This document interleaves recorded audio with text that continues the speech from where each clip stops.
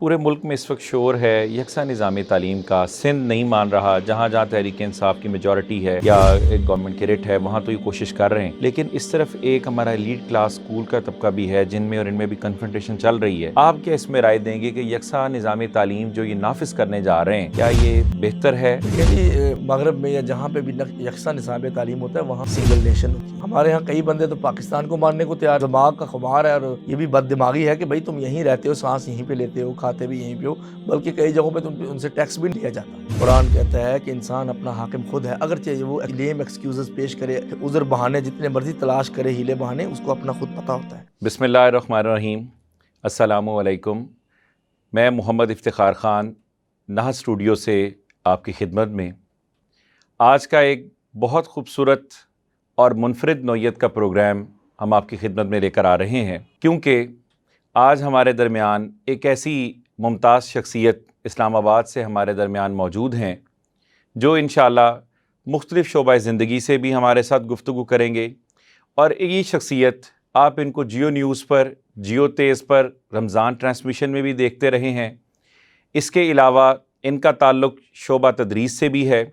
ہمارے لیے سب سے بڑھ کر سعادت کی بات یہ ہے کہ یہ مذہبی اسکالر بھی ہیں, دین کے ساتھ وابستگی اور ساتھ ہی ساتھ شعبہ تدریس کے ساتھ وابستگی ہونے کی وجہ سے بہت سارے لوگوں کی ٹریننگ سیشنز بھی کرتے ہیں, اور نہ صرف ٹریننگ سیشن بلکہ کاؤنسلر بھی ہیں اس اعتبار سے جو زندگیوں میں انقلاب برپا کیا جا سکتا ہے, کیونکہ کاؤنسلنگ ایک وہ شعبہ ہے جو مار نہیں پیار کا صحیح مصداق ہے, جس کے مدد سے ہم لوگوں کی زندگیوں میں وہ چینج لے کر آ سکتے ہیں جو کبھی لوگ مار سے نہیں لا سکتے تھے. تو میری مراد پروفیسر ڈاکٹر سمیع اللہ زبیری صاحب, صدر ہیں آپ شعبہ عربی علامہ اقبال اوپن یونیورسٹی اسلام آباد سے. بہت شکریہ sir, welcome to the show. Thank you sir, اس میں تو آج تو جو شعبہ جو آج ہمارا پروگرام ہوگا وہ اس اعتبار سے بہت سارے پیرامیٹرز کو ہم انشاءاللہ کوشش کریں گے اپنی گفتگو میں اس کو کور کرنے کی. جیسا کہ اگر ہم یہ دیکھیں تو اساتذہ کی ذمہ داریاں کیا ہیں اس وقت, اور بطور قوم ہمارے لوگوں کے کیا ذمہ داریاں ہیں ذمہ دار شہری ہونے کے ناطے, یا اسی طرح اگر ہم دیکھیں تربیت کے حوالے سے اساتذہ کا کیا کردار ہونا چاہیے. نمبر 3, اس کے علاوہ ہم اس پہ بھی انشاءاللہ گفتگو کریں گے کہ کیا حجاب جو ہے وہ لڑکیوں کی ترقی میں ایک رکاوٹ کے طور پر حائل ہوتا ہے یا نہیں. اسی طرح ہمارے ہاں جو مرد و خواتین کے جو حقوق ہیں, جس کے بارے میں خواتین کا یہ کہنا ہے کہ ہمارے حقوق سلب کیے جاتے ہیں, جس طرح موم بتی مافیا یا ہماری جسے کہتے ہیں سول سوسائٹی کی خواتین کا یہ کہنا ہے, اس پہ بھی گفتگو ہوگی. پہلا میرا آپ سے سوال یہ ہے کہ بطور استاد کیا ذمہ داریاں ہیں معاشرے میں کہ جو اس وقت استاد کو اپنا کردار ادا کرنے کی ضرورت ہے, کیونکہ معاشرہ جس ابتری کی طرف جا رہا ہے اس کا ذمہ دار کون ہے؟ Thank you very much Iftikhar صاحب, بہت شکریہ. استاد جو ہے وہ معاشرے کی بہت بڑی اکائی ہے, یونٹ ہے, اور اس کا قرآن مجید میں ہم ذکر کرتے ہیں, وہاں پہ اللہ تعالیٰ نے اپنے نبی علیہ الصلوۃ والسلام کو معلم قرار دیا ہے. یعلمہم الکتاب والحکمہ ویزکیہم. قرآن کہتا ہے کہ استاد بطور نبی, جب ہم قرآن میں دیکھتے ہیں نبی کو بطور معلم تو 4 اس کے فرائض اللہ تعالیٰ گنواتے ہیں. سب سے پہلے وہ کیا کرتے ہیں, تعلیم دیتے ہیں, یعنی from unknowing to know something, کہ جو نہیں پتہ وہ پہلے بتاتے ہیں. یہ نہیں کہ ریپیٹیشن ہے کہ جو کتابیں پہلے پڑھی جا چکی ہیں, جو ڈگریاں چل رہی ہیں وہی دوسرے ادارے بھی کراتے چلے جائیں اور کوئی پتہ ہی نہ چلے. وہ قرآن کہتا ہے کہ علم الانسان ما لم یعلم. سب سے پہلے یہ کہ جو آپ نہیں جانتے اس کے بارے میں فوکسڈ اسٹڈی کی جائے. تو یعلمہم الکتاب والحکمہ, وہ لکھنا بھی سکھاتے ہیں اور وزڈم بھی سکھاتے ہیں. اب وزڈم جو ہے وہ ایجوکیشن سے نکلتی جا رہی ہے. قرآن نے اس کو تعلیم کا نام نہیں دیا, اس کو حکمت کا نام دیا ہے. اور حکمت سے مراد, جیسے امام شافعی رحمہ اللہ نے فرمایا کہ قرآن میں جہاں پہ بھی حکمت کا ذکر ہے وہ نبی علیہ السلام کی سنت ہے. ایک تو یہ کہ وے آف لائف, ایجوکیشن جو ہے وہ کمپرائزنگ ہے وے آف لائف کو, طرز حیات کو, اور دوسرا یہ ہے کہ اس کے اندر وزڈم ہے. تو پیغمبر علیہ السلام وَيُعَلِّمُهُمُ الْكِتَابَ وَالْحِكْمَةَ وَيُزَكِّيهِمْ, حکمت بھی سکھائی, کتاب یعنی رائٹنگ بھی سکھائی اور بک بھی سکھائی, اور اس کے بعد ان کو تزکیہ کیا. جو ہمارے معاشرے کا برننگ ایشو ہے وہ یہی ہے کہ اخلاقی گراوٹ, پرگیشن جسے کہتے ہیں, روح کی صفائی, وہ کہاں پہ ہو رہی ہے. استاد کا پہلے یہ کام تھا کہ وہ مربی تھا. یہ ہم روز کہتے رہتے ہیں ٹی وی پہ اور چینلز پہ اور اخباروں میں لکھتے ہیں کہ استاد وہ نہیں رہا, یہ میٹیریلسٹک ہو گیا. لیکن استاد کو اس دنیا کی زندگی میں ہماری حکومت ہو یا کوئی بھی ادارہ ہو اس لیول کا اس کو سہولتیں بھی تو نہیں دے رہا نا، وہ بیچارہ کہاں پہ جائے؟ پھر وہ میٹیریلسٹک نہ ہو تو کیا کرے؟ تو جو تربیہ جسے کہتے ہیں، تربیت سے نکلا ہے مربی، وہ جو ہے لیک کر گیا ہے، وہ کم ہو گیا ہے۔ استاد کی ایک یہ ذمہ داری تھی کہ وہ تعلیم کے ساتھ تربیت کا بھی کام کرے، پھر وہ اپنے شاگردوں کو اپنے بچہ سمجھے۔ اب جہاں پہ مسائل آتے ہیں اخلاقی طور پہ، جنسی طور پہ، تو وہاں کیا وہ اپنے بچے اور بچیاں سمجھتا ہے دوسرے کو، کس طرح سے وہ ڈاؤن آ جاتا ہے، اپنا نیچے آ جاتا ہے اپنے مقام اور مرتبے سے، کہ جب تک اس کے دل میں خرابی نہیں آتی یا جب تک اس کے اپنے اندر خرابی نہیں آتی تب تک وہ اس مرتبے سے نیچے اتر نہیں سکتا۔ اس لیے وہ میں سمجھتا ہوں کہ یہ جو ٹرینر ہیں، ٹریننگ آف ٹرینرز، وہ بھی ضروری ہے۔ جیسے آپ ادارہ چلاتے ہیں تو آپ کو اپنے استادوں کی ٹریننگ کرنی پڑے گی، ورنہ تو پھر وہ آپ کے جو بچے پڑھنے آتے ہیں ان کی ٹریننگ کیا کریں گے؟ تو استاد جو ہے اس کی بہت سخت ذمہ داری ہے۔ اگر اس کو کچھ بھی ویجز نہ ملے، جب وہ کلیم کرتا ہے کہ میں معلم ہوں، تو پھر اس کو اس کے ویجز سے اوپر ہو کے کچھ سوچنا پڑے گا اور قرون اولیٰ کی ہسٹری کی طرف لوٹنا پڑے گا، جیسے تب معلم تھے۔ اس کی ایک مثال میں آپ کو دیتا ہوں کہ امام غزالی 5ویں صدی میں تھے، 505 ہجری میں فوت ہوئے ہیں بغداد میں۔ اس وقت درس نظامی کا نظام تھا، ابھی بھی چل رہا ہے۔ تو اس وقت معلوم ہو جاتا تھا کہ یہ بندہ امام غزالی کا شاگرد ہے، یعنی استاد کا جو جیسچر ہے اس کے بچوں میں جھلکتا اس کے اندر وہ سارا نقل ہو جائے۔ اب کیا ہے؟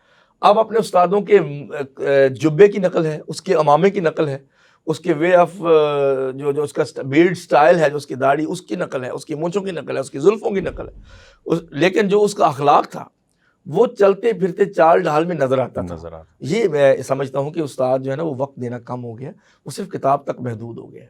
اسی طرح جو بچہ ہمارا اسپیشلی مدارس کے ساتھ، دینی مدارس کے ساتھ جڑا ہوا ہے، اور ایک بچہ جو عصری علوم کے ساتھ دنیاوی طور پر کالجز اور اسکول جاتا ہے، دونوں میں بہت ڈفرینس ہے۔ وہ دین سے آ رہی ہے اور وہ دنیا سے دور ہے۔ کیا آپ کیا سمجھتے ہیں کہ اس گیپ کو کور کرنے کے لیے کیا چیز کرنی چاہیے کہ ہم دونوں میں جو جنریشن گیپ آ رہا ہے، یا وہ سمجھتا ہے کہ میرے پاؤں کے نیچے فرشتوں نے پر رکھے ہیں اور اس کو یہ سکھایا جاتا ہے کہ تم یہ جتنے بھی لوگ مقتدی ہیں تم ان سب سے مبرہ ہو، اعلیٰ ہو، سپیریئر ہو، یہ سوچ ادھر ہے۔ اور وہ جو ہمارا بچہ عصری علوم میں وہ یہ سمجھتا ہے کہ یہ لوگ جاہل ہیں اور یہ لوگ صرف یہ اتنا قرآن و حدیث تک جانتے ہیں، دنیاوی علوم سے یہ آری ہیں، یہ سائنس نہیں سمجھتے، ٹیکنالوجی سے یہ دور ہیں۔ تو کیا وجہ ہے کہ اس گیپ کو کور کرنے کے لیے آپ کیا سمجھتے ہیں کہ کیا ایسا پیرامیٹر ہے کہ جو دونوں کو ایک قریب بھی کرے اور دین کے ساتھ دنیا کو بھی جوڑے؟ دیکھیں، ہمارے استاد محترم نے ہمیں انٹرنیشنل اسلامک یونیورسٹی میں ایک تنقیدی بات کی۔ انہوں نے کہا کہ اگر کچھ اہل دین یہ سمجھتے ہوتے کہ ہم درست کام کر رہے ہیں تو اپنے بچوں کو بھی اسی ادارے میں پڑھاتے، جبکہ ان کے اکثر، اب تو خیر ادارے اچھے ہونا شروع ہو گئے، اکثر وہ اپنے اس مدرسے کی چٹائیوں پہ اپنے بچے کو نہیں پڑھانا چاہتے۔ وائی؟ بیکاز وہ کنسیڈر کرتے ہیں کہ یہ کام اتنا سٹینڈرڈ کا ہے نہیں، اگر نہیں ہے تو پھر لوگوں کا بیڑا غرق کیوں کر رہے ہیں؟ پہلی بات یہ ہے کہ اگر اپنے بچے کو آپ اپنے ادارے میں نہیں پڑھاتے تو پھر وہ سوال اٹھے گا کہ کیوں وہاں پہ نہیں پڑھاتے۔ وہ اگر لاہور میں رہتا ہے تو وہ ایچ ای سین کالج میں پڑھے اور وہ لیڈ کرے اور بڑی بڑی یونیورسٹی میں جائے، اس کو انگلش بھی اچھی آنی چاہیے، اس کو میتھمیٹکس بھی آنا چاہیے، وہ سائنٹیفک اپروچ بھی اس کی ہو۔ یہ تو آپ کے سب بچوں کی ہونی چاہیے، جس کے آپ جابر بن حیان کا اور الفارابی کا اور ابن سینا کا حوالہ دیتے ہیں کہ ہمارے مدارس میں سب سے یہ رصد گاہیں تھی، سب کچھ تھا، وہ نہیں کیا۔ تو اس میں قصور سٹیک ہولڈرز کا ہے۔ گورنمنٹ کسی طریقے پہ بھی ماننے کو تیار نہیں مذہبی طبقے کو، گورنمنٹ نے تو اپنا کام کرنا ہے، تو یہ اپنی گورنمنٹ کے ساتھ معاملہ درست کریں، کسی طریقے سے ایسے امبریجنگ کریں، اس کو برج ایسا قائم کریں کہ آپ کے بچوں کو وہ ساری صلاحیتیں اور سہولتیں مل جائیں جو عام اچھے کالجز میں ایک بچے کو ملتی ہیں۔ پھر اگر گورنمنٹ کہتی ہے کہ آپ یہ نصاب جو ہے وہ اس کو تھوڑا قریب ہو جائے، ہم آپ کے قریب ہو جاتے ہیں، تو وہ بھی اکثر لوگ ماننے کو تیار نہیں ہیں۔ تو آئین نو سے ڈرنا، حضرت اقبال کی ایک شعر میں بات کروں گا کہ آئین نو سے ڈرنا، طرز کہن پہ اڑنا، منزل یہی کٹھن ہے قوموں کی زندگی میں۔ انہوں نے تو اس کو کنکلوڈ کر دیا کہ پوری قوم ہی ضد پہ قائم ہو چکی ہے۔ اب مذہبی طبقے پہ آپ کوئی بات کریں تو وہ آپ کے خلاف ہو جائیں گے۔ مذہبی طبقہ جہاں اتنے مدارس چلا رہا ہے، جہاں 25 لاکھ کے قریب لوگ وہاں پہ پڑھ رہے ہیں، ان سب کا وہ ذمہ دار ہے، اور اپنی گورنمنٹ کو وہ مجبور کرے کہ آپ ہمارے ساتھ بیٹھیں۔ جب تک وہ بات مانی نہیں جاتی، نیگوشیشن میں 5 سال بھی لگ سکتے ہیں، وہ چلتے رہیں۔ اب وہ گورنمنٹ نے کیا کیا، میں بھی یونیورسٹی میں دیکھتا ہوں کہ عالمیہ کی ایک ڈگری ہے جس میں عالم بنایا جاتا ہے۔ بعض لوگ تو اس کو عالمیہ پڑھتے ہیں، انٹرنیشنل اس کا مطلب ہے، یعنی یہ بھی پتہ نہیں ہوتا کہ یہ عالمیہ ہے، یہ عالمیہ ہے زیر کے ساتھ، تو وہ عالمیہ ہے زیر کے ساتھ کہ عالم بن گئے۔ اس کو ماسٹر ڈگری کے ضیاء الحق نے برابر دے دیا، لیکن نہ بی اے تسلیم کیا، نہ ایف اے تسلیم کیا، نہ میٹرک تسلیم کیا. تو ایک سر جو ہے وہ دے دیا، دھڑ اس میں ہے ہی نہیں. تو یہ لقمہ دے کہ وہ بڑے خوش ہیں جی ہم ایم اے ہیں. جب وہ جاب کرنے جاتے ہیں تو کہتے ہیں بی اے لے کے آؤ، بی اے کے بغیر تو جاب نہیں دیں گے ہم آپ کو. آ جا کے قرآن ٹیچر چوتھے اسکیل کا، 5ویں اسکیل کا، یا عربی ٹیچر 7ویں 8ویں یا 10ویں اسکیل کا، اس کو کہیں رکھ لیا جائے تو وہ بیچارے وہاں پہ گزارا کرتے ہیں. لیکن جہاں پہ جابز نہیں ہیں پھر وہ کیا کرتے ہیں، پھر کہتے ہیں ہم اپنا ہی ایک ادارہ بناتے ہیں، اس کے سی ای او ہم خود بنیں گے، تو جہاں سے بھی رزق آئے ہم چلاتے چلے جاتے ہیں. اور وہ مجبور ہو جاتے ہیں ایسا کرنے پہ. یہ نہیں کہ وہ غلط کرتے ہیں، مطلب پھر وہ کیا کریں اس کے بعد، مسجد ملے گی تو مدرسہ ملے گا، اس کی ذمہ داری ملے گی تو میں آگے چلوں گا. معاشرے میں جو وائٹل رول پلے کرنا تھا وہ کیوں نہیں کرتے؟ کیونکہ گورنمنٹ میں اور مذہب کے جو ذمہ دار ہیں ان کے اندر بھی ایک خلیج ہے، وہ خلیج ہم نے دور کرنی ہے. اگر گورنمنٹ بضد ہے تو پھر ہم کیا کر سکتے ہیں، وہ پاور میں ہے. ڈاکٹر صاحب آپ نے بہت اچھی بات کی، میں آپ کی بات کاٹوں گا کہ اس میں وہ بھی تو مذہبی لوگ ہیں نا کہ جو ہماری اسمبلیز میں بھی تو موجود ہیں. ہر مذہبی جماعت، مولانا فضل الرحمان صاحب ہوں، ساجد میر صاحب ہوں، اور بھی بے شمار جماعتوں کے، مذہبی جماعتوں کے لوگ اس وقت جو ہے وہ رہنما جو ہیں وہ قومی اسمبلی میں، سینٹ میں آپ کو نظر آئیں گے. کیا وجہ ہے کہ یہ وہاں موجود ہو کر بھی ایک سیٹ کی خاطر پوری جماعت ذلیل تو کروا دیتے ہیں، لیکن کبھی اپنے اسلام کی رائٹ کے لیے بات نہیں کرتے؟ کشمیر امور کمیٹی کا چیئرمین بننے کا تو پھڈا پڑتا ہے، یا سینٹ کی ٹیکنوکریٹ کی سیٹ کے لیے تو فائٹ کرتے ہیں. کیا وجہ ہے کہ اس چیز کے لیے فائٹ نہیں ہوتی کہ جو ہمارے دینی مدارس ہیں ان کی ڈگریز اتنی ویلڈ ہوں کہ درس نظامی کے بعد پنجاب یونیورسٹی سے ایم اے نہ کرنا پڑے، علامہ اقبال اوپن یونیورسٹی سے اس کو ایم فل اور آگے فردر نہ جانا پڑے؟ کیا وجہ ہے کہ یہ ہمارا جو مکتبہ ہے جو جس کو کنڈکٹ کر رہا ہے ایگزامس اس کے ہمارے مدارس کے، اس کا ایک ایسا یونٹ کیوں نہیں بن جاتا کہ جس کی ڈگری اتنی ویلڈ ہو کہ جس کو آپ ایکول کہہ سکیں، پنجاب یونیورسٹی کے ایکول ہے، علامہ اقبال اوپن یونیورسٹی کی ایکولنٹ ہے؟ یہ کیا وجہ ہے کہ اس میں اکابرین ذمہ دار ہیں یا اجتماعی ہماری جو سوچ ہے انہوں نے اس کو بائیفرکیٹ کر دیا کہ یہ دینی ادارے ہیں اور یہ مذہبی ادارے ہیں، یہ دو اسکول آف تھاٹ علیحدہ ہی چلیں گے؟ جی دیکھیں، ہمارے مذہبی طبقہ میں لوگوں کو بتایا گیا کہ دین اور چیز ہے، دنیا اور چیز ہے، یہ الگ الگ چیزیں. اسلام ایسے نہیں کہتا. ربنا آتنا فی الدنیا حسنہ وفی الآخرۃ حسنہ. قرآن تو کہتا ہے جب تم مکہ میں حج کے موقع پہ دعا بھی کرو تو پہلے اپنی دنیا کی اصلاح تو مانگ لو جہاں پہ رہنا ہے.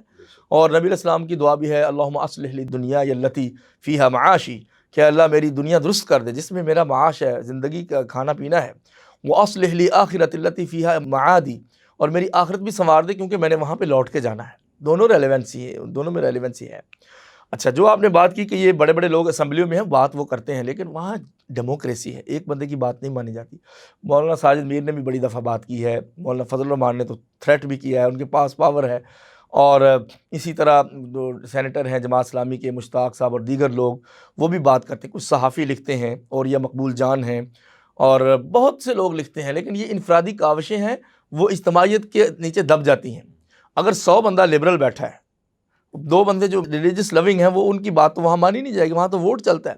اس لیے میں یہ نہیں کہتا کہ وہ اپنی کاوش نہیں کرتے، وہ ان کو مزید کاوش کرنی چاہیے، اگرچہ ان کو سیٹ بھی اس میں مل جائے. لیکن میں سیٹ کے ساتھ ساتھ بات کروں، جب مذہبی طبقہ کوئی بات منانے پر آتا ہے نا جی وہ تو پھر وہ پاور منوا شو بھی کرتا ہے. پاور شو تو جب کرتے ہیں بنا بھی لیتے وہ ہیں. اپنی بقا کا جب مسئلہ ہوتا ہے، سروائیول، تو اس میں تب واقع کرتے وہ ہیں. ہم سب کرتے ہیں سر. وہ جب ہمارے اوپر بھی زندگی میں کوئی چیز پڑتی ہے تو وہ ہم بھی ویسے ہی ہوتے ہیں. اس میں ایک سائیکولوجیکل ہے پرابلم، یہ انسان کے ساتھ ایک نفسیاتی مسئلہ ہے کہ جب جان پہ پڑتی ہے تو اس کی ساری صلاحیتیں اجاگر ہو جاتی ہیں. تو چونکہ یہ سیاسی ایک بات ہے، اس میں میرے ایکسپرٹیز نہیں ہے، میں اس میں رائے نہیں دے سکتا. البتہ یہ میں جانتا ہوں کہ پرسنلی لوگ پرائم منسٹر سے اور دیگر پریزیڈنٹ سے بات بھی کرتے ہیں. جیسے ہمارے محسن ہیں، ڈاکٹر قبلہ ایاز ہیں، وہ ایک ایسی سیٹ پہ ہیں جو اسلامی نظریاتی کونسل میں ہیں.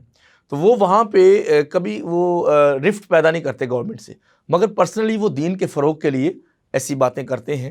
منسٹر سے بھی، پریزیڈنٹ سے بھی. تو بہت سی چیزیں اچھی بھی ہوتی ہیں، گورنمنٹ میں ساری چیزیں بری نہیں ہوتی.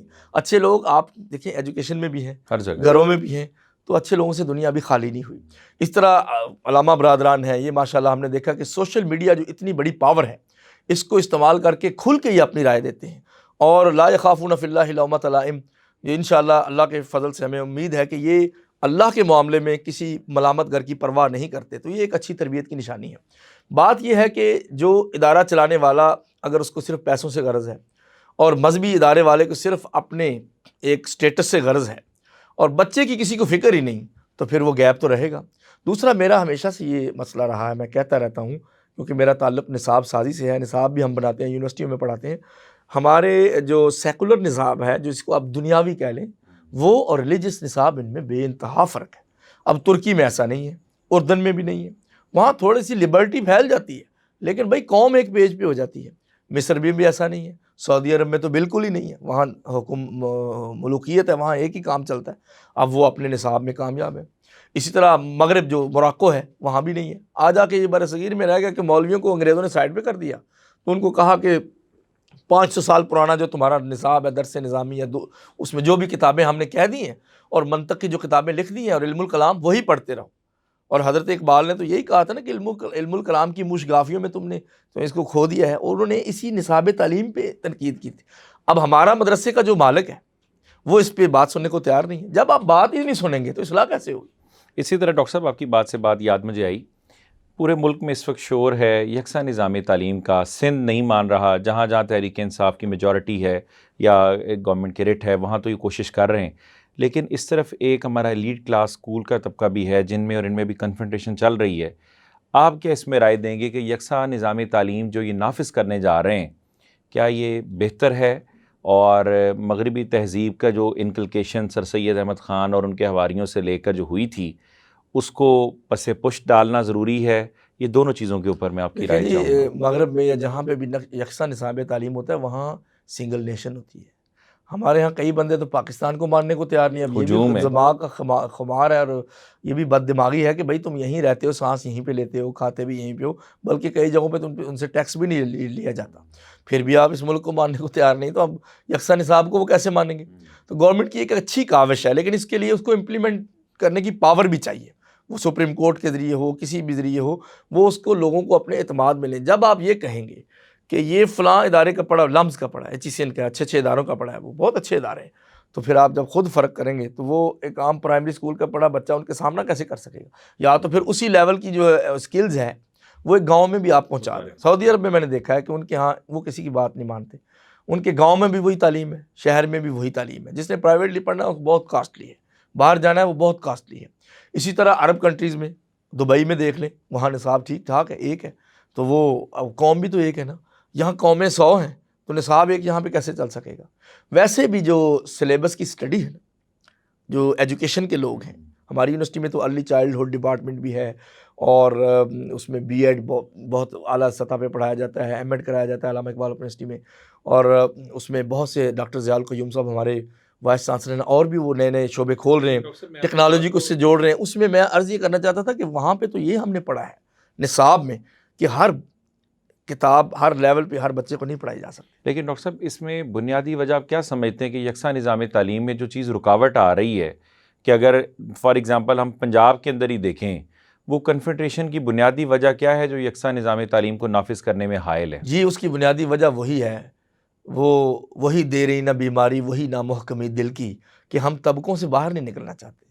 اور دوسری چیز یہ ان کو پتہ ہے کہ پرائیویٹ سیکٹر کا جو چورن مافیا جو بیچتا تھا وہ کدھر جائے گا؟ جب ایلجیز بیٹھنے والا بچہ، HSN پڑھنے والا بچہ جب وہی پڑھے گا تو فرق کیا؟ بڑا اچھا اپنا رول پلے کر رہے ہیں کئی پرائیویٹ ادارے، لیکن اکثر جگہ پہ یہ بھی مسئلہ ہے کہ وہ اس کے بغیر چل نہیں سکتے، یعنی اس نصاب کے ساتھ وہ چل نہیں سکتے، ان کا نظام کیسے چلے گا؟ آپ دیکھیں وہ کتابیں کتنی مہنگی ہیں، جو حالانکہ وہ اتنی اسٹینڈرڈ کی بھی نہیں ہوتی اکثر اوقات، جو پنجاب ٹیکسٹ بک بورڈ چھاپتا ہے وہ تو بڑے بڑے ماہرین نے لکھی ہوتی ہیں، اس لیول کی بھی نہیں ہوتی، اگرچہ اس میں بھی اصلاح کی گنجائش موجود ہے، یہ نہیں کہ وہ فائنل اتھارٹی ہے، اس میں بھی اصلاح کی گنجائش موجود ہے، جو علمی چیز ہے اس میں اصلاح تو ہوتی رہتی ہے۔ یورپ کی خوبصورتی کیا ہے؟ ہم کہتے ہیں یورپ برا ہے، وہ تنقید کو برداشت کرتے ہیں، اور ان کی بک پہ اگر آپ نے اعتراض کیا ہے تو اس کے اوپر وہ تھنک ٹینک بٹھا دیتے ہیں کہ یہ اعتراض دور ہونا چاہیے، کیونکہ ہماری نرسری تیار ہو رہی ہے، اب ہمارے نرسری میں اتنا تھکا ہوا ٹیچر لگائیں گے کہ جو خود کسی طریقے سے پاس ہو کے وہاں پہ اس کو رکھا گیا سب سے ہلکا ٹیچر، اور بیچارہ اس کے ساتھ وہ پارٹ ٹائم بزنس کرتا ہے تو اس کی روٹی چلتی ہے۔ تو یورپ کی مثالیں دیتے ہیں، وہاں تو PhD ڈاکٹرز کو ارلی چائلڈہڈ میں لگایا جاتا ہے۔ تو بات یہ ہے کہ پھر ایڈم سمتھ آ جائے گا، پھر پیٹ میں کچھ نہ جائے تو پھر کوئی فکر بھی کام نہیں آتی۔ جو طبقاتی تقسیم ہے معاشرے میں، کہ ہمارا بڑا آدمی چھوٹے کو برداشت نہیں کرنا چاہتا، اور انگریز نے جو یہ تقسیم ڈالی تھی اس سے ہم باہر نہیں نکلے۔ پہلے اس کو کرنا چاہیے، اسٹیٹس کو ختم کریں، اسٹیٹس کو کے ساتھ ہمارا نصاب جڑا ہوا ہے۔ خان صاحب اس اسٹیٹس کو ختم کرنے آئے تھے، لیکن میں سمجھتا ہوں کہ گورنمنٹ ختم ہونے پر آ گئی، لیکن اسٹیٹس کو یہ سر اتنی جلدی یہ چیزیں ختم نہیں ہوتی، وہ اپنی کاوش کر رہے ہیں لیکن اس کے لیے سیریس ایکشن لینے پڑتے ہیں، سفارش کلچر ختم. اسی طرح ڈاکٹر صاحب اگر ہم بچوں کی تربیت کی بات کرتے ہیں، ارلی چائلڈہڈ ڈپارٹمنٹ کی آپ نے بات کی، ہمارے ہاں بھی پاکستان میں بالخصوص لاہور کے اندر بھی ایسے ریلیجیس سکولز ہیں جو ایک بہت اچھے لیول پہ لے کے چل رہے ہیں، لیکن ان کی اتنی بھاری برکم فیسیں، جیسے ڈاکٹر فریہ میلہ صاحبہ چلا رہی ہیں گلبرگ اور کینٹ کے ایریاز میں، سکلز کے نام سے school for contemporary Islamic learning. اب جب فیسیں اتنی بھاری برکم 15-20 ہزار روپیہ فیس ایک بچے کی ہوگی، تو جو لوگ دین سے جڑنا چاہتے ہیں اور وسائل نہیں رکھتے یا مڈل کلاس سے بلانگ کرتے ہیں، وہ لوگ کیسے اپنے بچوں کی تربیت؟ سر کنٹرولنگ اتھارٹی کوئی نہیں ہے نا، نہ فیسوں کو کنٹرول کرنے کے والی، نہ پرائسز کنٹرول کرنے والی. وہ دیکھیں اگر وہ اتنے سٹینڈرڈ نہ رکھیں تو ہر کوئی اسکول میں گھس جائے گا، وہ کیسے ان کو میٹ کریں گے؟ یہ بھی ایک سوچ ہے اکنامکس میں کہ آپ جتنا مہنگی وہ برانڈ رکھیں گے لوگ اس طرف مائل ہوتے ہیں، جو دکھتا ہے سو بکتا ہے. جی وہ دکھتا ہے وہ بکتا ہے. تو اس کی ایک یہ بھی وجہ ہے کہ ہمارا مائنڈ سیٹ بھی یہ ہو گیا، ہم مہنگی چیز کو اچھا سمجھتے ہیں. میں اور آپ، میں اپنی بات کر رہا ہوں کہ ہم اس کو سمجھتے ہیں اچھا. میں کوٹ لینے جاتا ہوں تو مجھے یہی کوٹ اگر سستا ملے تو میں نہیں لیتا، اور وہ مجھے اچھی برانڈ کا باہر کا ہمارے دھاگا ہم سے خرید کے جو باہر سے بن کے آتا ہے وہ ہمیں اچھا لگتا ہے. اس کی ایک یہ وجہ بھی ہے، یہ بھی وجہ ہوگی. یہ ایک اجتماعی مسئلہ ہے، یہ ان سکولوں کا مسئلہ نہیں. آپ خود ایک سکول چلا لیں، آپ فری ایجوکیشن رکھ لیں، وہ یتیم بچے آپ کے پاس آئیں گے اور وہ بھی شاید نہیں پڑھیں گے، تنگ کریں گے. جو کم فیس دیتا یا نہیں دیتا وہ سب سے زیادہ پرابلمٹک ہوتا ہے. یونیفارمٹی گورنمنٹ کر سکتی ہے سر، یونیفارمٹی گورنمنٹ کر سکتی ہے. اسی طرح ڈاکٹر صاحب یہ حالیہ دنوں میں ایک ٹاپک بھی زیر بحث بھی تھا ایک چینل کے اوپر بھی، آپ بھی اس چینل سے جیو سے وابستہ ہیں، اس میں چل رہا تھا کہ جو حجاب ہے وہ اگر کوئی لڑکی، یہ بطور اسٹوڈنٹ آپ بے شمار اسٹوڈنٹس پڑھاتے بھی ہیں، فزیکل کلاسز میں بھی، آن لائن بھی ٹریننگ بھی دیتے ہیں، کیا یہ آپ محسوس کرتے ہیں کہ ایک عورت یا خاتون جو ہے وہ حجاب کے ساتھ سنب ہو جاتی ہے، کوشچننگ نہیں کر سکتی، رکاوٹ ہے اس کی کامیابی میں؟ جیسا کہ ایسی بے شمار مثالیں میں آپ سے پوچھوں گا بھی جو کامیاب ترین آپ کو حجاب کے ساتھ نظر بھی آتی ہیں، تو کیا وجوہات ہیں جو آپ یہ ملحد یہ سمجھتے ہیں، لبرلز یہ سمجھتے ہیں کہ حجاب جو ہے وہ کامیابی میں رکاوٹ ہے خواتین کے حوالے سے کہ جو حجاب کرنا چاہتی ہیں؟ دیکھیں وہ جو لوگ اسلام کے مخالف ہیں نا، وہی حجاب کے مخالف ہیں. فرسٹ آف آل تو یہ چیز ہے، اگر ان کو اسلام سے کوئی پرابلم نہیں تو ان کو یہ بھی کبھی پرابلم نہیں ہو سکتی کہ اللہ اور اس کے رسول نے جو حکم دیا وہ درست ہے. اور یہ دیکھیں کہ جو اللہ کے نبی کی گھر کی عورتیں تھیں، فرسٹ لیڈی جو ہے وہ کیسی تھی. فرسٹ لیڈی کو اللہ کے نبی صلی اللہ علیہ وسلم نے جب اپنے ساتھ رکھا ہے، اور جو سیدات تھیں وہ امہات المومنین تھیں اور آپ کی گھر والی سیدہ فاطمہ تھیں، تو ان پہ تو ایگریڈ اپون یہ خواتین ہیں. وہ کیسی تھیں؟ کیا وہ کھلے چہرے سے پھرتی تھیں یا وہ حجاب کرتی تھیں؟ یہ حجاب ایک رکاوٹ کا نام ہے. حجاب رکاوٹ ہے لیکن حیا اور بے حیائی کے درمیان میں. حجاب رکاوٹ ہے لیکن حلال اور حرام کے درمیان. حجاب رکاوٹ ہے مگر شہوات اور جائز چیزوں کے درمیان. اس لیے اس کو رکاوٹ ہونا ہی چاہیے. اور ہمیشہ ہم اپنی عورتوں اور بچوں کے بارے میں کچھ رکاوٹیں قائم کرنا چاہتے ہیں. آپ کلچر میں جائیں، قبائلی کلچر میں، اگر وہاں حجاب نہ ہو تو لوگ فائٹ ہی نہیں کر سکتے، کیونکہ جب شہوتوں میں بندہ پڑتا ہے تو اس کے اندر غیرت نہیں رہتی، قوت نہیں رہتی، فائٹ کر ہی نہیں سکتے. اسی لیے آرمی میں بھی دیکھ لیں، وہ کبھی بھی ایسے مکس اپ نہیں کرتے، طریقے سے رکھتے ہیں خواتین کو بھی اور مردوں کو بھی. یہ کون سا قانون ہے کہ جو ہم چاہ رہے ہیں وہ ہو جائے؟ پوری دنیا میں ایسا نہیں ہے، پوری دنیا میں ایسا نہیں ہے. اور حجاب جو ہے نبی علیہ الصلوۃ والسلام نے اگر وہ کہا ہے عورتیں کریں، اس میں وما ارسلناک الا رحمۃ للعالمین، پیغمبر اسلام تو جانوروں کے اور ذرہ ذرے کے لیے رحمت ہے، تو عورت کو وہ کیوں نہیں رحمت ہوں گے؟ آپ نے اس کی سیفٹی کے لیے کہا ہے. پھر آپ نے جو پوچھا کہ کیا حجاب نالج گین کرنے میں یا کویسچننگ میں یا اسٹیپ فارورڈ کرنے میں، آگے بڑھنے میں رکاوٹ ہے؟ ہمارا یونیورسٹیوں کا 1.5-2.5 کا تجربہ ہے، 15-16 سال کا. ہم نے دیکھا ہماری خواتین، ہماری اسٹوڈنٹس حجاب میں اکثر آتی ہیں، عربک میں، اسلامک اسٹڈیز میں. کیا کوئی بندی بھی ان میں سے پاس نہیں ہوئی یا کوئی بھی اسکالر نہیں بنی؟ ڈاکٹر فرحت ہاشمی کو دیکھیں، دنیا جہان پہ اللہ کے فضل سے، انہوں نے تو کبھی فخر نہیں کیا، اللہ کے فضل سے دنیا جہان میں حجاب پھیلا ان کی وجہ سے. اسلام آباد میں پہلے برقع نظر نہیں آتا تھا، 90s میں انہوں نے کام شروع کیا. اب اسلام آباد کے چوکوں چوراہوں پہ، بسوں میں، ویگنز میں، پبلک ٹرانسپورٹ برقع نظر آتا ہے. اور انہوں نے بالخصوص اس کمیونٹی کو ٹچ کیا ہے جو بالکل لادین سمجھی جاتی نہیں، تو تھی، اس کو کوئی ایڈریس ہی نہیں کرتا، جن کو جس کو ایڈریس ہی تو نہیں اس کر کا سکتا. نتیجہ یہ نکلا کہ الحمدللہ وہ لوگ بھی پتہ چل گیا کہ سارے امیر لوگ اور بڑے لوگ برے نہیں ہوتے، ان کا بھی خدا ہے اور ان کا بھی دین سے ایک تعلق ہے. تو ایک تو یہ زندہ مثال آپ کے سامنے ہے. کہ حجاب اس طرح ترقی نہیں ہو سکتی. جو عورت کی بنیادی ضرورت ہے وہ ترقی کی راہ میں رکاوٹ کیسے ہو سکتی ہے؟ اسلام تو رحمت کا دین ہے. اگر آپ اسلام کو مانتے ہیں تو پھر آپ کو ماننا پڑے گا الف لام میم ذالک الکتاب لا ریب فیہ ھدی للمتقین. آپ یہ تو مانتے ہیں کہ الف لام میم ذالک الکتاب یہ کتاب بھی ہے، لا ریب فیہ اس میں شک کوئی نہیں، ھدی للمتقین یہ نیک لوگوں کو راہ ہدایت دے گی. تو آپ نیک بنیں، آپ اپنی بچیوں کو بیٹیوں کو محفوظ کریں. اور قرآن نے اس کی ایک بہت بڑی سائیکولوجیکل ریزن پیش کی ہے، سوشل پرابلم پیش کی ہے. ذالک ادنی ان یعرفن فلا یؤذین، سورہ نور پڑھیں، سورہ احزاب پڑھیں، کہ ہم نے کہا کہ مسلمانوں کی عورتیں حجاب اس لیے کریں کہ یہ پہچانی جائیں، ویل نون ہو جائیں کہ یہ حجاب والی عورتیں ہیں، ان سے نہ ٹھٹھا کرنا ہے نہ مذاق کرنا ہے، اس پہ جنگ لگ سکتی ہے. اگر تم نے مسلمان عورت پہ ٹھٹھا کیا، مذاق کیا، ان کو وسلنگ کی، تو اس کا خلیفۃ المسلمین ہے وہ تم سے جنگ بھی کر سکتا ہے. اور معتصم باللہ نے عباسی خلیفہ نے ایک عورت کو چھیڑے جانے کے اوپر جب اس نے چیخ ماری واہ معتصمہ، ہائے میرا معتصم کہاں ہے جو مسلمانوں کا حکمران ہے، تو اس نے جنگ برپا کر کے یہود کو تباہ کر دیا تھا کہ مسلمان کی عورت کا تم آنچل کھینچ نہیں سکتے. تو یہ حجاب ہے. مسئلہ یہ کہ عقل پہ مردوں کی پڑ گیا. مسئلہ اکبر آبادی نے یہ کہہ دیا تھا 1912 میں کہ یہ اصل میں مردوں کی عقل پہ پڑ گیا، اس لیے ان کو سمجھ میں نہیں آ رہا. اور قرآن یہی کہتا ہے کہ جہاں جہاں فتنہ پھیل سکتا ہے عورت کی باڈی سے وہ کور کریں، اور اپنے خامد کے لیے اس کو فل آزادی ہے. اور کیا چاہیے؟ انہی پابندیوں میں آزادی حاصل تو کر لیں. لیکن نہ یہ لوگ اقبال کو یہی موصوف جو حجاب پہ بات کر رہے تھے، یہی ایک لیکچر میں کہہ رہے تھے کہ اقبال کو اتنا شاعر نہیں ہے. تو پھر ان کو جو تکلیف ہے وہ اور ہے، اس کا علاج ہمارے پاس تو نہیں.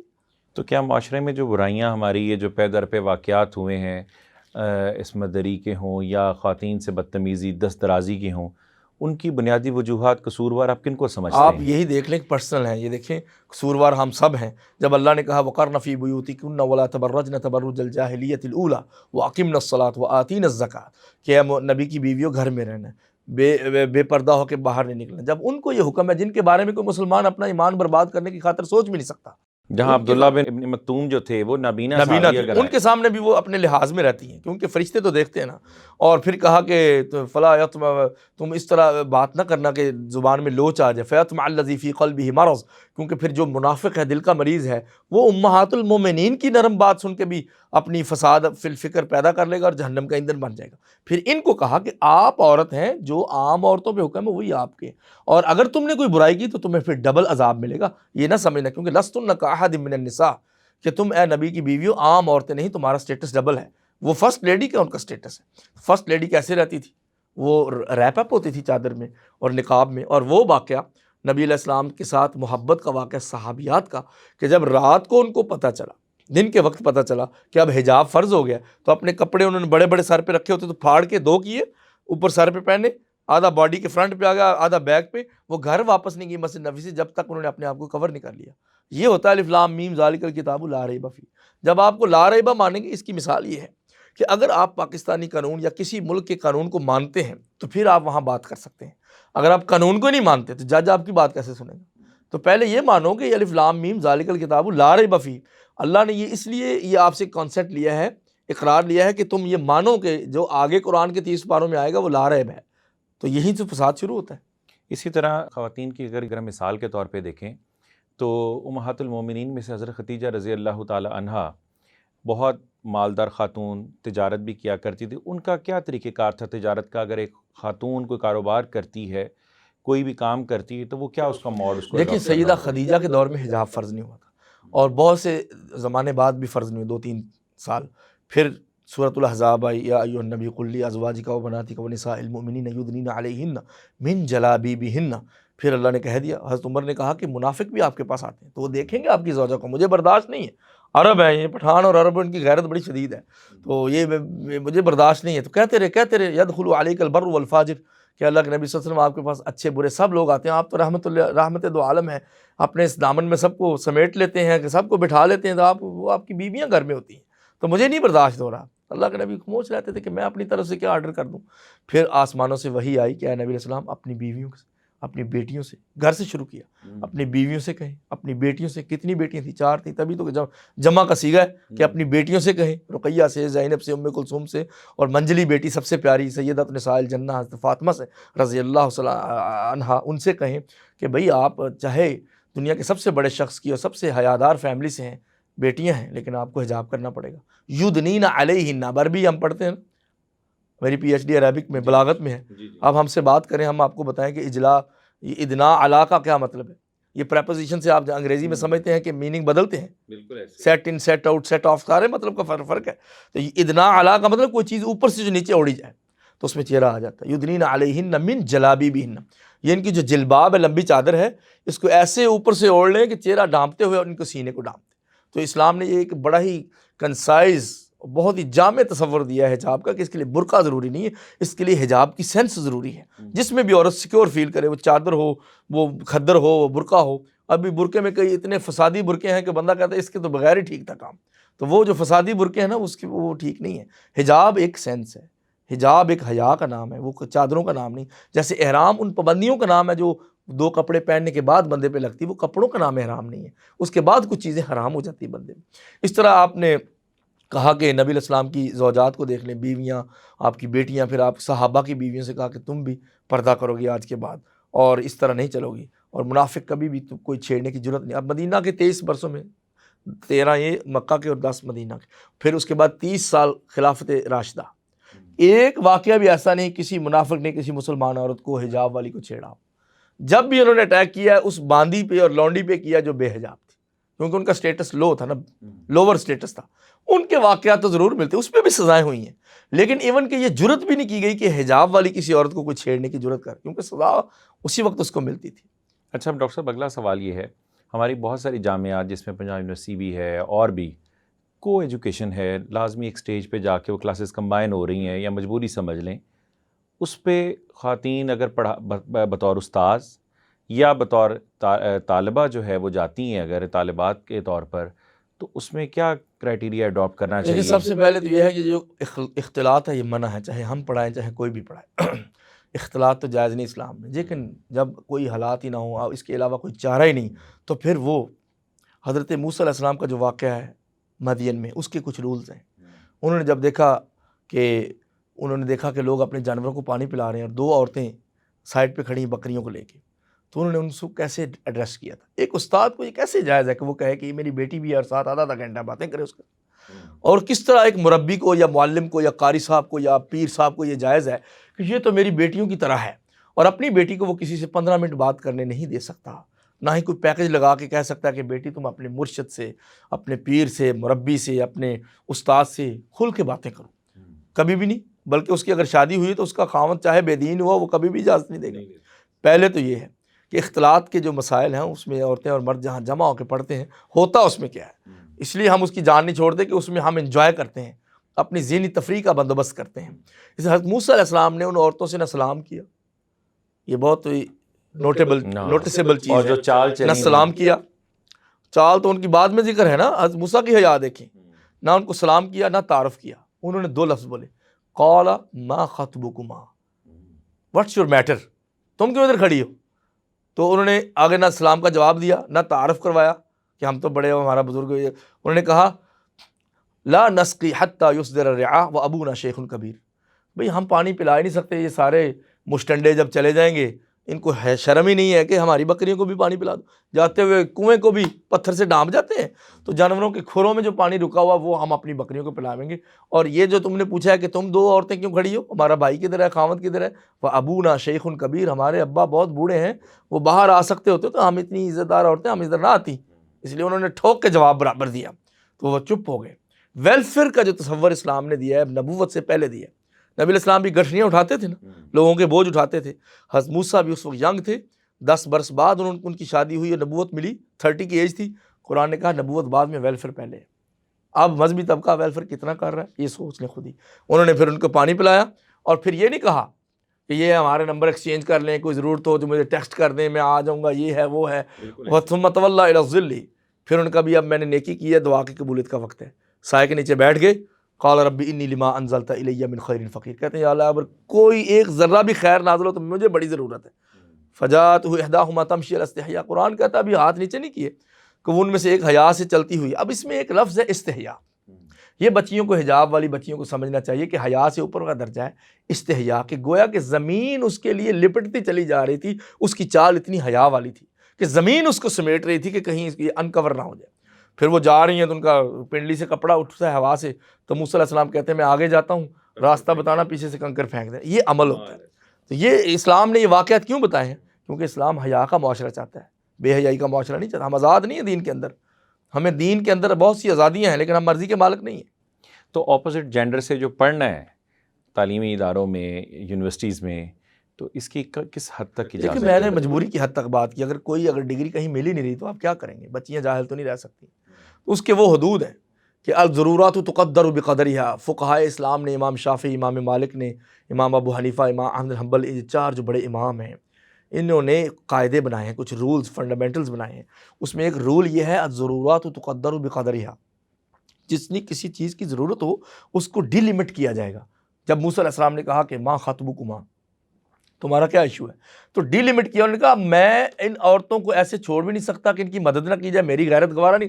انہوں نے تو بندہ مار دیا تھا، مکہ مار کے، جو مظلوم تھا وہ مکہ نیچے سے مارا تھا، یہ بچے بھی نوٹ کر لیں کہ کسی کو ادھر سے نہیں مارنا۔ انہوں نے فواقذہ موسیٰ، ان کو نیچے سے اوپر مارا تو اس کی اڑ گیا اوپر سے بیچارہ، وہ سارا دماغ ہل گیا اس کا اور مر گیا، فقضى علیہ۔ تو وہ اتنے پاورفل تھے کہ غیرت تھی ان کے اندر۔ ان کا میں تو ان کو سپیئر نہیں کر سکتا، اگر ان کو کوئی نقصان دے گا تو اب میں ان کے ساتھ مقابلہ کروں گا۔ نبی میں 40-50 بندوں کی طاقت ہوتی ہے اور وہ پتھر خود ہی اٹھایا تھا۔ ایک تو یہ، دوسرا یہ کہ جب کام ہو گیا، جب آپ نے استاد سے پڑھ لیا ہے تو آپ کو سلام کرنے کی بھی ضرورت نہیں ہے بچیوں کو، وہ آپ کے لیے غیر محرم ہے۔ استاد کے لیے اسٹوڈنٹ غیر محرم ہے، یہ میری اسٹوڈنٹ ہے جی۔ جتنے بھی اخلاقی واقعات ہوتے ہیں وہ اسی باب سے آتے ہیں۔ یہ استاد اب لڑکوں کو اپنا اسپیشل اسٹوڈنٹ کیوں نہیں بناتے؟ کیونکہ ان سے بات کر کے کوئی مزہ ہی نہیں آتا۔ اسلام نے وہ بھی منع کیا اگر فضول باتیں ہوں، چاہے جائے کہ جوان لڑکیاں سپرویژن کے چکر میں جا جاتے 2-2 4-4 گھنٹے استادوں کے دفتروں میں بیٹھیں، تو اللہ کے نبی صلی اللہ علیہ وسلم کی وہ حدیث ان استادوں پہ فٹ کیوں نہیں آتی جس کے بارے میں فرمایا کہ تم میں سے مردوں اور عورتوں میں سے جو نامحرم دو اکٹھے جمع ہو کے ایک جگہ پہ بیٹھتے ہیں الا وثالثہم الشیطان، تیسرا ان کا شیطان ہوتا ہے۔ نبی کی بات یہ غلط نہیں ہو سکتی۔ تو اس لیے حدود، اپنے حدود میں رہنا ہوگا۔ اگر مجبوراً پڑھنا بھی پڑ رہا ہے تو حد میں رہیں، اور استاد کو آئی کانٹیکٹ نہ کرے لڑکی، ینگ لڑکی جو استاد بھی نہ کرے، وہ مہربانی کرے اور اپنی بیٹیوں کے ساتھ جو چاہتا ہے وہی ان کے ساتھ معاملہ کرے، ادروائز اس کا کوئی حل نہیں۔ اسی طرح معاشرے میں ایک اور آج کل بہت مسئلہ ہے، جس طرح کامیاب جوان پروگرام چل رہا ہے، گورنمنٹ آف پاکستان نے دیا یوتھ کے لیے، یوتھ انیشیٹو ہے، یا ہوم لون جو دے رہے ہیں، اس کے بارے میں کیا آپ کی رائے ہے؟ کیونکہ ہر دوسرا بندہ یہ چاہتا ہے گورنمنٹ دے رہی ہے، دیکھیں جی نظام بھی سود پر قائم ہے، اور جواز یہ دیا جاتا ہے کہ گورنمنٹ گھر بنانے کے لیے تو دے رہی، جیسے آپ نے کرایہ دینا ہے، آپ یہ سمجھ لیں کہ آپ گھر بناتے ہیں، 1 کروڑ روپیہ سینکشن کروایا، آپ اس کے عوض کرایہ دیتے جائیں تو گورنمنٹ کو یہ دے کر یہ ہیلے بہانے بنی اسرائیل نے بڑے کیے تھے۔ بل الانسان علی نفسہ بصیرہ ولو القی معاذیرہ، سورہ قیامت میں ہے، 50 آیات کی صورت ہے۔ قرآن کہتا ہے کہ انسان اپنا حاکم خود ہے، اگرچہ وہ لیم ایکسکیوزز پیش کرے، عذر بہانے جتنے مرضی تلاش کرے، ہیلے بہانے، اس کو اپنا خود پتہ ہوتا ہے۔ آپ جب کسی ایسی کنٹری میں ہوتے ہیں جہاں حرام کھایا جاتا ہے، آپ حرام کیوں نہیں کھاتے؟ آپ کیوں نہیں پگ کھاتے وہاں پہ؟ آپ وہاں بکری تلاش کرتے ہیں، وہ تو آپ حرام کھاتے نہیں۔ اور جو اس سے بھی بڑا حرام اللہ اور اس کے رسول سے جنگ ہے، سود، اس کے ہیلے بہانے، کیونکہ غربت ہے۔ حضرت علی رضی اللہ عنہ نے فرمایا تھا کہ اگر یہ غربت کوئی بندہ ہوتی نا تو میں مار دیتا اس کو، کیونکہ اس نے لوگوں کو بے دینی کی طرف لگا دیا ہے۔ قاد الفقر ان یکون کفرا، حدیث ہے کہ کوئی جو فقر اور فقیری اور غربت جو ہے، کوئی لوگ کہتے ہیں فقر و فاقہ بڑا مقام ہے، اس کو نبی پاک نے کوئی مقام قرار نہیں دیا، بلکہ یہ فرمایا کہ یہ بندے کو بے دینی کی طرف لے جا سکتا ہے۔ اس لیے یہ جو کامیاب پروگرام ہے، گورنمنٹ تو اپنے انیشیٹو دیتی ہے اپنی گورنمنٹ کے لیے، ان پہ میں کمنٹ نہیں کر سکتا، میرا گورنمنٹ میں میری ایکسپرٹیز نہیں ہے۔ عرض یہ ہے کہ یہ ہمیں چاہیے کہ ہمیں گورنمنٹ ہو یا ہمارا باپ ہی کیوں نہ ہو، جب ہمیں کوئی سود پہ تھے ہم نہیں لے سکتے، ہم مر سکتے ہیں، پتے کھا سکتے ہیں، ہم اللہ کے رسول کی محبت اپنے دلوں سے نہیں نکال۔ کیا کوئی برداشت کرے گا کہ کل قیامت کے دن اللہ کے نبی دشمن بن کے سامنے کھڑے اور آپ برداشت کیسے کریں گے؟ تو پھر ان کی وہ سفارش تو نہیں کریں گے اپنے دشمنوں کی۔ لہٰذا ہمیں ایسا نہ لون چاہیے، نہ ہمیں اپنے بچوں کو یہ بتانا ہے، پہلے امہات المومنین سے لے کر سلف صالحین کی ماؤں تک۔ امام احمد بن حنبل ایسے تو نہیں بن گیا، ابو ان کے فوت ہو گئے تھے، اور امام مالک کے والد فوت ہو گئے تھے، امام شافعی یتیم، 3 امام تو یتیم تھے، ان کی ماؤں نے ان کو تیار کیا تھا، سود کھلا کھلا کے امام نہیں بنے تھے، وہ سود سے بچ کے امام بنے تھے۔ اس لیے سود کو گورنمنٹ ہو یا کوئی بھی ہو، سود حرام ہی ہے۔ اسی طرح ڈاکٹر صاحب ایک ہوتا ہے پروویڈنٹ فنڈ، EOBI، یونیورسٹیز اور کالجز میں بہت سارے گروپس میں بھی کمپلسری ہے، اور ایون سرکاری میں بھی بعض اوقات چلتا ہے، اس میں میڈیکل انشورنس ہوتی ہے کمپنی کی طرف سے، جو آپ کو میڈیکل ٹریٹمنٹ کے لیے اتنی اماؤنٹ کیٹیگرائز کی جاتی ہے عہدے کے اعتبار سے، اس کے بارے میں انشورنس پہ میری اسٹڈی نہیں ہے، کیونکہ انشورنس کے بارے میں علماء تو یہی کہتے ہیں کہ حرام ہے، لیکن اس پہ میری مزید اسٹڈی نہیں ہے، اس لیے میں رائے نہیں دے سکتا۔ صحیح. ڈاکٹر صاحب اسی طرح اگر ہم دیکھیں ہمارے ہاں اس وقت جو جامعات سے یا اسی طرح نجی ہوں یا ہماری پبلک یونیورسٹیز ہیں، سرکاری یونیورسٹیز ہیں، بچے پڑھ کے تو نکل رہے ہیں، لیکن کیا وجہ ہے کہ سب سے بڑھ کر جاب ایتھکس نہیں ہے، نمبر 1. نمبر 2، جو بچہ آپ کی مارکیٹ میں جو پروڈکٹ آ رہی ہے جاب لیس بہت ہے، جابز نہیں ملتی، ایکسپرٹیز نہیں ہے، اور سب سے بڑھ کر جو مسئلہ ہے کہ بھیڑ چال ہمارے معاشرے میں بہت چل رہی ہے، وہ لائن لگ جاتی پیچھے. تو آپ اس کے بارے میں کیا رائے دیں؟ ہم نے جو یونیورسٹی میں دیکھا ہے، ہمارے وائس چانسلر بھی یہ کہتے رہتے ہیں کہ مارکیٹ کے ساتھ جوڑو ایجوکیشن کو. چائنا نے کیا کیا ہے؟ چائنا کو ہم سے زیادہ پڑھا لکھا ہے. البیرونی کو آپ جانتے ہیں، 1000 سال کی بات. البیرونی نے لکھا ہے مقدمے اپنی کتاب میں، اس نے جو ترجمہ اس کا ہندی میں لکھا، اس کا ترجمہ یہ ہے کہ بھئی اس نے پوچھا کہ عرب کیسے ہیں، ان کے ایسے ہیں، فلاں ایسے ہیں، فلاں ایسے ہیں. اس نے کہا چائنیز جو لوگ ہیں ان کی ایجوکیشن کیسی؟ ان کا چائنا کا ایجوکیشن سے کیا تعلق؟ وہ تو صنعت و حرفت والے لوگ ہیں، 1000 سال پہلے کا. تب بھی وہ چیزیں پروڈکٹ کرتے تھے، پروڈیوس کرتے تھے، مینوفیکچر کرتے تھے. آج بھی انہوں نے کیا کیا کہ انقلاب برپا کیا مارکیٹ میں، تو ان کی یونیورسٹیاں مارکیٹ کے انڈر ہو گئی. اب ہماری یونیورسٹیوں میں ڈگریاں کارخانے بنے ہوئے ہیں، ادارے، کالجز، یونیورسٹیاں، کارخانے. اور بالخصوص بی ایس آنرز نے تو تباہی پھیر دی. جب سے انٹرنل ایگزامینر کے پاس مارکس کا آیا نا، اس کے ہاتھ میں جو مہار آئی ہے، اس نے تباہی پھیر دی ہے. بی ایس میں تو اس لیے فساد ہوا، جیسے ڈاکٹر قبلہ ایاز نے بھی ایک دفعہ فرمایا تھا، ہماری سیٹنگ ہوئی تھی، انہوں نے کہا کہ دیکھیں بی ایس میں ایک بچی کو انرول کیا، جب وہ اس کی عمر 19-20 سال ہوتی ہے، وہ بی ایس کر لیتی ہے 21 سال میں. اس کے بعد اس کو مارکیٹ میں کچھ نہیں ملے گا جب تک وہ ایم ایس نہ کرے. جب ایم ایس کرتی ہے تو اس کی شادی کی ایج گزر جاتی ہے. تو جو وہ فساد آنے والا ہے مارکیٹ میں بہت بڑا، اس کا ذمہ دار کون ہے؟ پھر اگر وہ پی ایچ ڈی میں چلے گی تو پھر تو وہ بھول جائیں کہ وہ عورت بھی رہے گی کہ نہیں رہے گی. تو یہ حقیقت ہے. یہ سسٹم لانچ کر کے ایچ ای سی نے بی ایس تو لانچ کر دیا تو باہر کی نقلیں کر کے، لیکن اس میں یہ دیکھیں جب وہ ایم ایس کرے گی تو وہ کہاں تک پہنچ جائے گی، اور مارکیٹ اس کو تسلیم نہیں کرے گی جب تک کہ وہ ایم ایس کی ڈگری نہ لے کے آئے. اسی طرح ڈاکٹر صاحب یہ علامہ اقبال اوپن یونیورسٹی اپنا کیا کردار ادا کر رہی ہے کہ لوگ بی ایڈ بھی کر رہے ہیں، ایم ایڈ بھی کر رہے ہیں، بی ایس بھی کر رہے ہیں، لیکن وجہ کیا ہے کہ ٹیچنگ ٹیکنیک سے آ رہی ہیں، پڑھانا نہیں آتا. بہت سارے لوگوں کے انٹرویوز لینے کا ہم لوگ اتفاق ہوتا ہے. لرننگ میں بندہ پڑھتا ہے یا فیس ٹو فیس نہیں پڑھتا، کچھ مسائل آ جاتے ہیں. نہیں فیس ٹو فیس بھی پڑھ کے بھی کچھ لوگ خود بھی نہیں پڑھنا چاہتے. کیا وجہ؟ تو پھر ایسے لوگ جو شعبہ تدریس کی طرف جو آتے ہیں، جو سب سمجھتے ہیں جاب نہیں ہے، سر میری عرض سنیں کہ جب بی ایڈ آپ اس لیے کریں کہ آپ کو ایک 500 روپیز کی انکریمنٹ مل جائے گی، تو یہ کون سا دین کی خدمت ہے؟ یہ کون سی تعلیم ہے؟ ایک رات پڑھ کے صبح پیپر دے دیں. یہ تو ہم سب اس طرح کر سکتے ہیں. اور ہر جگہ پہ علامہ اقبال اوپن یونیورسٹی، ہر جگہ یہ حالات ہیں. کوئی ادارہ لے لیں جو ڈگری ایشوئنگ اتھارٹی ہے، اس میں ہم کتنے سیریس ہیں پڑھنے میں. ایون کہ ہم اگر دینی تعلیم حاصل کرتے ہیں تو اس میں ہم کتنی ریسرچ کرتے ہیں. اگر ہمارے مدرسوں کا جو نظام ہے تھوڑا بہت، ابھی تو کچھ تبدیلیاں آ رہی ہیں، تو اس میں بھی یہی ہے نا کہ بس وہ اپنی کتابیں پڑھ لیں اور پاس ہو گئی. کبھی کسی نے کہا ہے کہ آؤ ہمارے مدرسے پہ اپنے مدرسوں کے نصاب کو اپلائی کر کے اس بچے کا امتحان لو، سب میں پاس ہوگا؟ ایسا کوئی بھی دعویٰ نہیں کرتا. وہ اگر ادھر پاس ہے تو دوسرے میں فیل ہو جائے گا. یا تو ان کے بورڈ میں سے ایک مجموعی طور پہ جو کمپیریٹیو ہے نا بندہ نکلنا چاہیے نا، کامولیٹیو، اور اس کا جو امتحان وہ سارے بورڈز بیٹھ کے لے لیں، پھر وہ اسکالر بنے گا. اسی طرح یونیورسٹیوں میں لوگ ڈگریاں لینے آتے ہیں، اکثر ہمارے اندر علم کی محبت ہمارے اندر نہیں ہے. وہ کہا جاتا ہے کہ آپ یہ بی ایڈ ایم ایڈ کریں گے، ایم اے کریں گے تو آپ کو یہ انکریمنٹ ملے، ایم ایس کریں گے تو آپ کو 5000 لگ جائے گا، پی ایچ ڈی کا یہ الاؤنس لگ جائے گا. تو یہ تو ہمارا اپنا قصور ہے، اس میں اداروں کا کیا قصور ہے؟ اچھا ڈاکٹر صاحب، ایک بڑا سینسٹیو سا کویسچن ہے، لیکن یہ ہم نبض بھی پکڑ رہے ہیں اس چیز میں کہ ہمارے اگر ہم مذہبی طبقے کی طرف دیکھیں، سبھی نہیں، ہر جگہ، کیونکہ ہر طرح کے لوگ ہر جگہ موجود ہیں، ہر طبقے کے اندر موجود ہیں.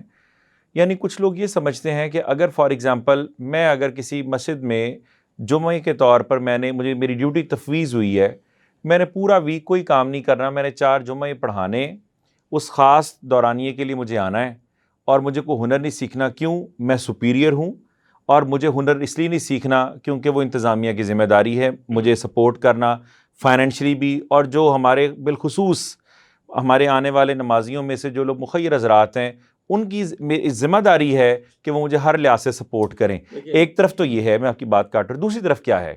دوسری طرف انتظامیہ اور مسجد کے وہ بزرگ جن کو شاید گھر میں دوسری دفعہ شاید سالن نہیں دوبارہ ملتا، مسجد کے وہ چودھری سمجھے جاتے ہیں، سو کالڈ انتظامیہ سمجھی جاتی ہے، جو لوگوں سے چندہ مولوی کے نام پر بٹورتے ہیں اور اچھی لچھے دار تقاریر کروا کر لوگوں سے عورتوں کو رلا کر پیسہ لیتے ہیں، کوشش کرتے ہیں کہ چندہ بڑھانے کے لیے اسکالرس کو چھوڑ دیا جائے، ایسا جو ہی رانجھا شاید سنائے اس کو اوپر لائیں، چاہے وہ قرآن مجید کی ایک بھی آیت صحیح نہ پڑھنے کے قابل ہو۔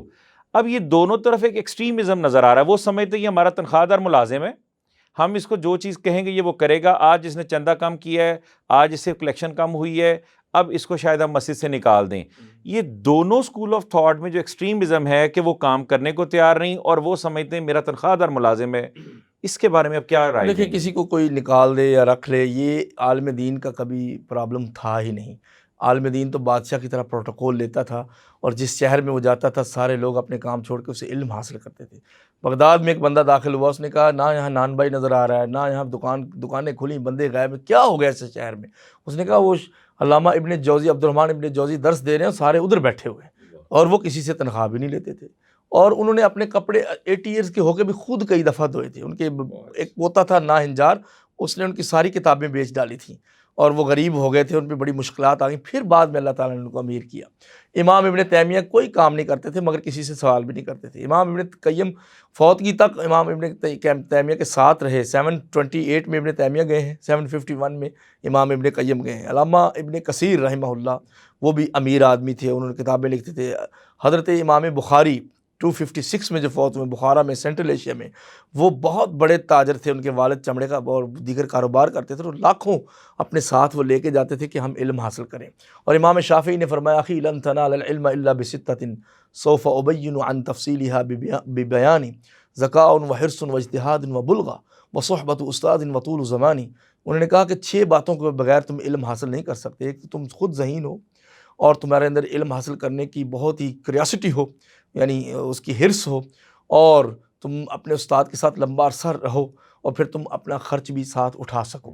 پہلی بات تو یہ ہے۔ دوسرا یہ کہ جتنے رسم و رواجوں میں ہم پڑے ہوئے، اگر وہ سارے بند کر کے اپنے ہی عزت کا ایک پیشہ اختیار کر لیں، چاہے ایک دکانداری کر لیں۔ علامہ صالح الفوزان جو اس سعودی عرب میں کبار علماء میں سے ہیں، وہ کہتے ہیں کہ جھاڑو بھی دینا پڑے تو رزق حلال ضرور کما لو۔ جھاڑو دینا کوئی برا ہے؟ جھاڑو دینے والا کوئی پلیت تو نہیں ہے۔ اگر تمہیں کہیں صفائی کا کام ملتا ہے تو تمہاری ماسٹر ڈگری یہ روکتی تو نہیں کہ تم حلال کما سکو۔ اللہ کے نبی صلی اللہ علیہ وسلم نے فرمایا کہ تم اگر لکڑیوں کا گٹھا جمع کر کے وہ بیچ ڈالو اور لکڑیاں کاٹ کے گزارا کرو کہ ایک دن کی روٹی تمہیں لکڑیوں سے مل جائے تو وہ کر لینا، سوال نہ کرنا لوگوں سے۔ اور جتنا سوال کرتے جاؤ گے اتنے فقر و فاقہ کے دروازے کھلتے چلے جائیں گے، حتیٰ کہ قیامت کے دن جب وہ آئے گا تو چہرے پہ ہڈیاں ہوں گی، گوشت نہیں ہوگا۔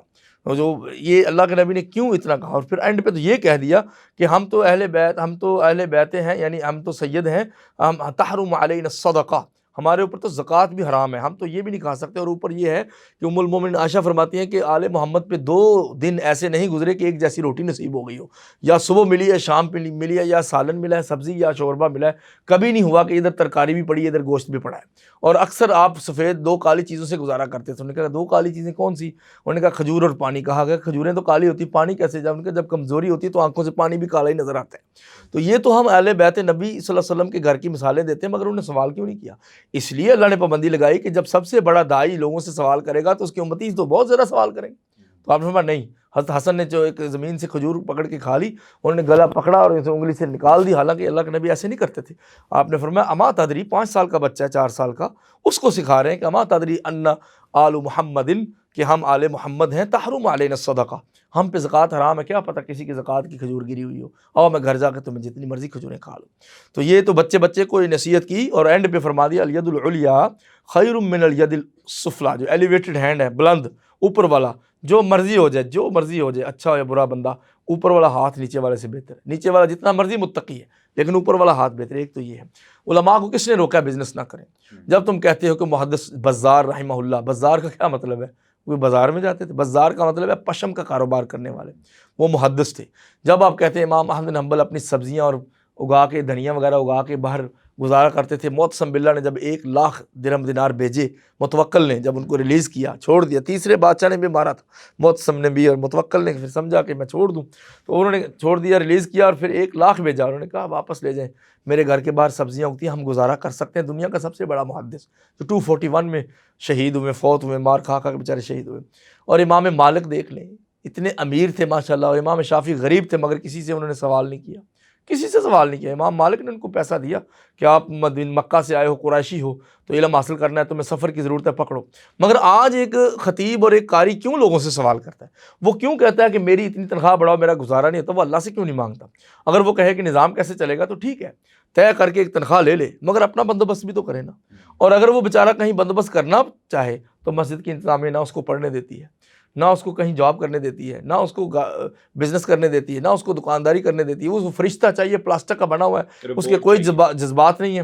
اور پھر جب وہ کوئی غلط کام کر لے تو پھر اس کو ذلیل کر. اور اچھا لباس پہن لے تو یہ کہتے ہیں مولوی ہو کر ہی کس جگہ وہ کھانے کھڑا ہے تو اس کو یہ مولوی ہو کے کھا رہا ہے، اگر اس سے غلطی ہو جائے تو وہ کہتے ہیں مولوی ہو کے کر رہا ہے. یہ بھی دونوں طرف ایکسٹریمزم ہے. تمہارا خدا ہے، ہمارا نہیں. دل تو رب نے سب کو دیا، دھڑکتا وہ بھی ہے.